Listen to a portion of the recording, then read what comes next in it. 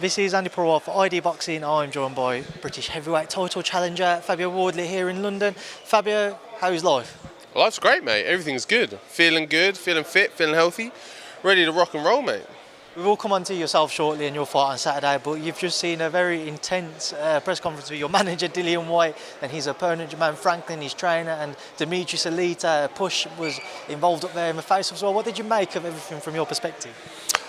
I'll be honest, it's fun. I like it. It's good to see, and not just that, it's good to see from Dill as well, to see that he's got a little bit of that bite back, a little bit of that, like he's not just going to have anyone come over and talk any which way to him. He's established himself in this division, and he wants to make sure people know that you can't just come over and say anything to him. That's not going to run, and that little bit of nasty Dillian Whyte came out again, which we haven't seen for a couple of years. So I'm looking forward to Saturday night even more now.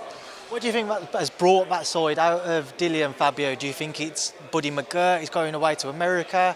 What do you think it is that we've seen that side to him again? I think that's definitely a factor. I think Buddy's such a well-known, just well-renowned, obviously trainer. He knows that it's more than just training a fighter. You need to know your fighter. You need to know what gets them going. And he's probably sat Dill down and said, look, you are fucking dangerous, and you need to start letting people know that again. Like, this whole boxing thing and whatever you want to do, trying to be nice and cute with it, sometimes you need to flip that switch and let it go like you used to. I think Buddy's got in his ear a bit about that, and I think that's come out today, like you saw. Obviously, away from that one and on to yourself, Nathan Gorman. He was quite surprised by the odds. He was mentioning it up on stage. Were you surprised that you're seen as the favourite heading into it?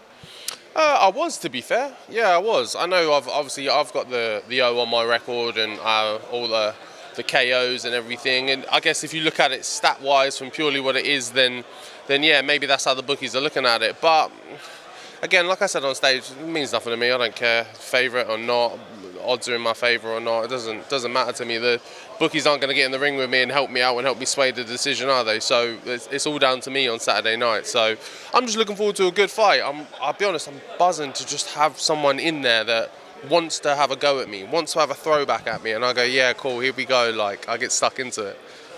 Speaking to Nathan yesterday, a few people have mentioned that maybe in the latter rounds of the fight, because you haven't been tested in deep waters, it'd be interesting to see what your engine's like and how you hold up. And if Nathan can take you into the second half of the fight, that's where maybe he will have more success.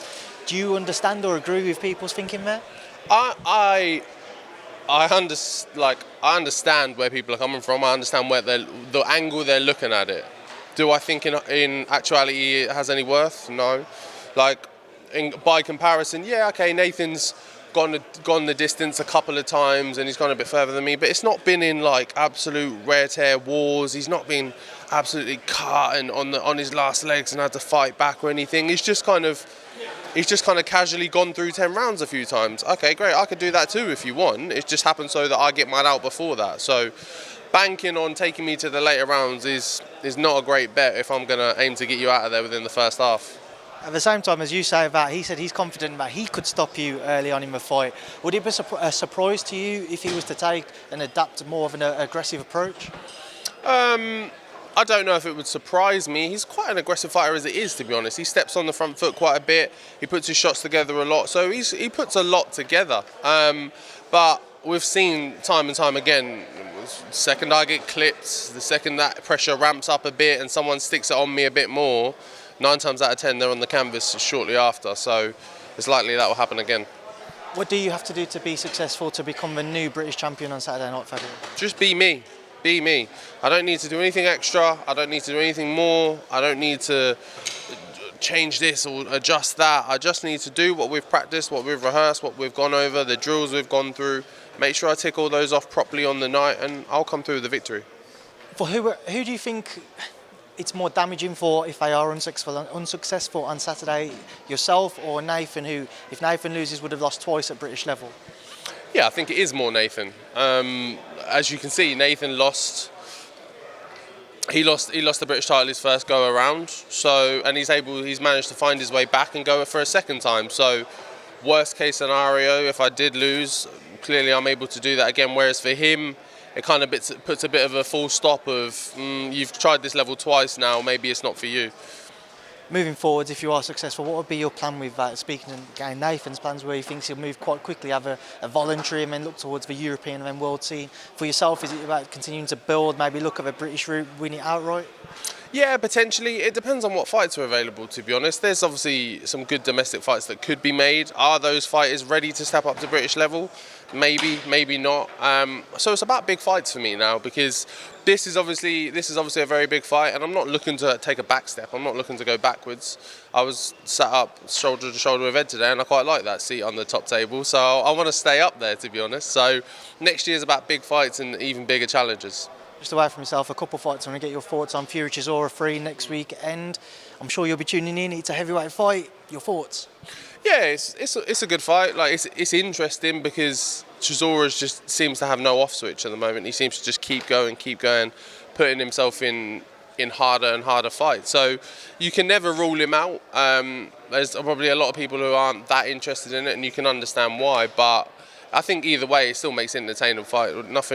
There's no fight Chisora's in that's particularly boring, so it'll be good for however long it lasts. Final one at the WBC convention recently, Wilder-Ruiz Jr was ordered as a final eliminator for that belt. Your take, if that comes around next year, who would you sway towards?